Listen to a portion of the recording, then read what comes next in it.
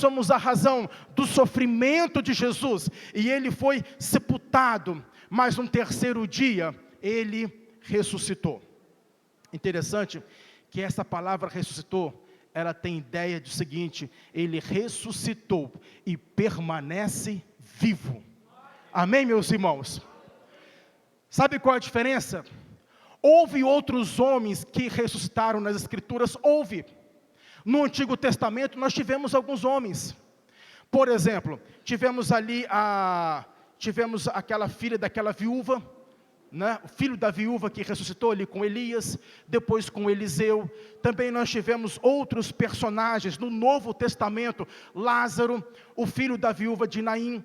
Tivemos a filha de Jairo. Só que essas pessoas, meus irmãos, elas morreram novamente. Essas pessoas ressuscitaram, mas elas morreram novamente.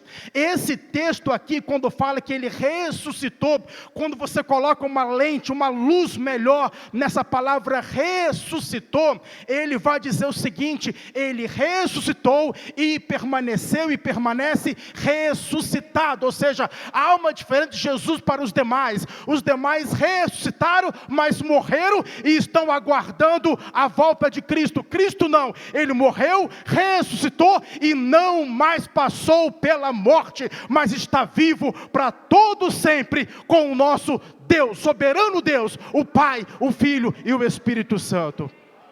Quantos podem glorificar a Deus por isso, irmãos? Amém? Pois ele está vivo. Ele está vivo, irmãos.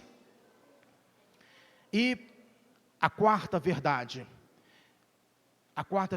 é essa: ele foi visto por Pedro. Não só por Pedro, depois ele foi visto pelos 12 apóstolos. 12, ou seja, houve testemunhas oculares que viram Jesus. Irmãos, isso aqui é o credo. Esse aqui não é o credo de uma Assembleia de Deus, de uma denominação. Esse aqui é o credo do cristianismo. Nós temos hoje muitas religiões. Temos o islamismo, temos o budismo, temos o hinduísmo, temos muitas religiões. O credo do cristianismo é: Cristo morreu, Cristo foi sepultado, Cristo ressuscitou e ele foi visto por pessoas. É exatamente nisto aí que a nossa fé está ancorada. É exatamente nesses pilares, meus irmãos, que a nossa fé está alicerçada. A nossa fé está alicerçada na morte, no sepultamento e na ressurreição do nosso Senhor e Salvador Jesus Cristo. E nós que temos essa esperança, temos a certeza que assim como Cristo ressuscitou, aqueles que morreram em Cristo também um dia ressuscitarão. Então, quais são as 4 verdades que estão aqui? Primeiro, Cristo morreu. Segundo, Cristo foi sepultado. Terceiro, ele ressuscitou. E quarto, ele foi visto. Por que diz que ele foi visto? Para ficar claro que não foi uma ressurreição só espiritual. Existem teólogos que dizem: não importa se a ressurreição de Jesus foi histórica, isso para mim não importa. O que importa, alguns teólogos vão dizer isso, alguns teólogos que flertam com o liberalismo vão dizer: não importa se a ressurreição de Jesus foi histórica, o que importa é que toda vez que alguém entrega a vida a Cristo, Cristo nasce em seu coração. Sim, ele nasce em nosso coração, mas é uma verdade histórica, irmãos. A sepultura está vazia, não é só uma ressurreição espiritual, não. Ele foi visto, Jesus foi visto pelos 12 discípulos, e depois foi visto de uma só vez por 500 pessoas, que Paulo testifica aqui, para deixar claro que o nosso Cristo, ele morreu, ele foi sepultado, ele ressuscitou, e ele foi visto, meus irmãos. Amém? Nós podemos glorificar a Deus por isso. Nós vamos orar ao Senhor, e os irmãos irão ouvir algumas músicas agora. Músicas essas que vão dizer muito do que eu falei aqui hoje. E depois das músicas, a gente volta para continuar esta palavra com vocês. Amém, meus irmãos? Feche seus olhos, assentados mesmo, vamos orar.